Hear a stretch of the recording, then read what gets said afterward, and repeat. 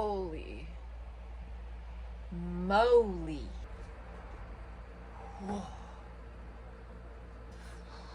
I can't even think straight. It's so hot. I'm trying to do a weekly video for you guys, and I was like, what am I gonna do this week? Then it became 108 degrees here, and I thought maybe I'll make this video about why I chose this lifestyle. It's times like these where it would be nice to have a house, insulation, and air conditioning, but that's not what we're dealing with. So some of the reasons that I choose to live like this: one, it's very inexpensive. California is quite pricey because it's a beautiful place to live in, and I feel really lucky to live here and have grown up here. But since I was 17 years old, I've been paying on average $1,500 a month for rent, making it impossible to save money. That is so... How much money? Like, let's just, for fun, let's just calculate. Wow. I wish I didn't do the math on that. That's insane. And what was it? It was like 270,000. I forget. Whatever. I've spent $250,000 on rent. That is so depressing. Oh my God. I wish I would have started living in a bus earlier in my life. So yeah, number one, I'm saving money now, finally. Better late than never. Number two, I prefer being outside. Normally, it's not 108 degrees here. Normally, it's between 60 and 80.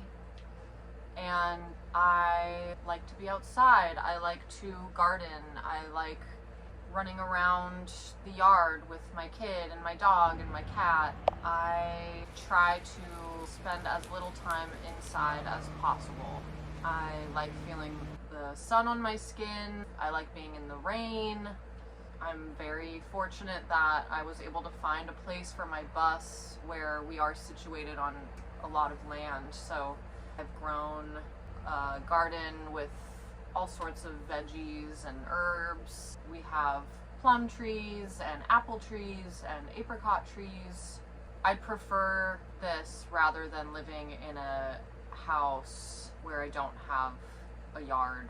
Of course, it would be ideal to have a place where I have a house and land, but we're not there yet. Working on it. Number three, I feel like this is a great place for kids to grow up. I want to teach my kids to get creative outside and play in the mud and get as dirty as possible and learn how our food is grown. And the great thing about being outside is you don't really have to clean it up. You don't have to mop. You don't have to sweep. You know, one day when she's old enough to have friends over, just run around outside and shower them off in the outdoor shower, and it's less of a mess for me. Also, having such a small space, it was very easy to baby-proof this place. I'm working with Les, so it's just easier to keep an eye on Laska when she is inside, which is rare.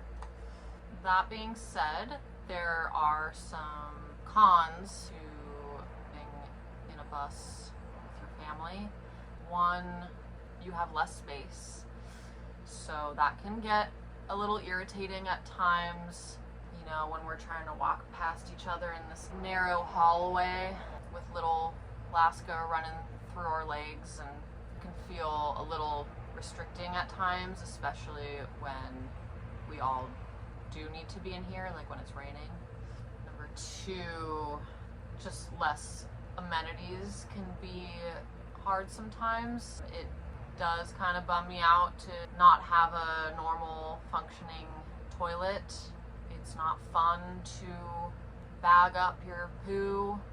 The fridge is smaller than I would like. It'd be nice to have just a normal kitchen in general. I look forward to that one day, having more counter space, and I would love a giant fridge. I like cooking. I would cook more if I had the space for it. Number 3, dealing with rodents is not for everyone. I don't care about rats and mice. They don't freak me out. I think they're actually kind of cute. But yeah, you do tend to deal with more of that when you live in a trailer or a bus. We've had to rip off parts of the bus because I can hear rodents making little homes in places. But yeah, since we got our cat, he's taking care of the mice and rat problem. So that's how we're dealing with that. Number 4, not much privacy when you live with your partner and your baby in a bus. Bathroom's right there, and the door is a curtain, which was my choice. I could have a door if I wanted, but it's like, what even is the point? Is a door really gonna do much more than a curtain? You know, I think I've found the solution to a lot of these cons that as I'm talking about it. Got the cat for the mice and the rats, and then, you know, I built this shed, and that shed honestly is what makes this work for me. It's air conditioned, so we can go in there when it's really hot. Yes, it's small, and you know, I do look forward to having a bigger indoor space one day, but at least we have it, and it kind of just takes care of everything. It's where it's turned into Laska's bedroom, but when she's with her dad, my partner and I use it as a living room, and it's a really nice, cozy space to hang out in. It's insulated. It's really well made by Tough Shed. I will definitely keep that thing forever, as long as I possibly can, and just take it with me. Because I lived off-grid in a trailer before this for several years, I think that, you know, that gave me time to learn what I really need, and that's what I really needed. So I'm really grateful that my dad and I built that when I was pregnant.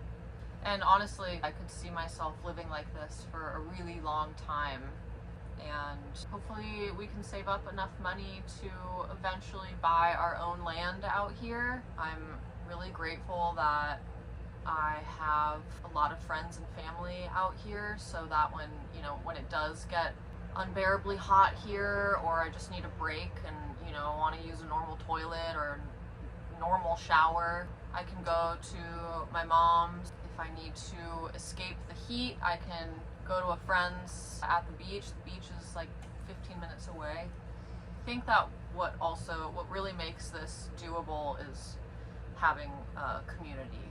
With that said, I'm gonna take Laska, June, and Johnny, load them up in the car, and we're gonna go to a friend's at the beach, because this isn't okay.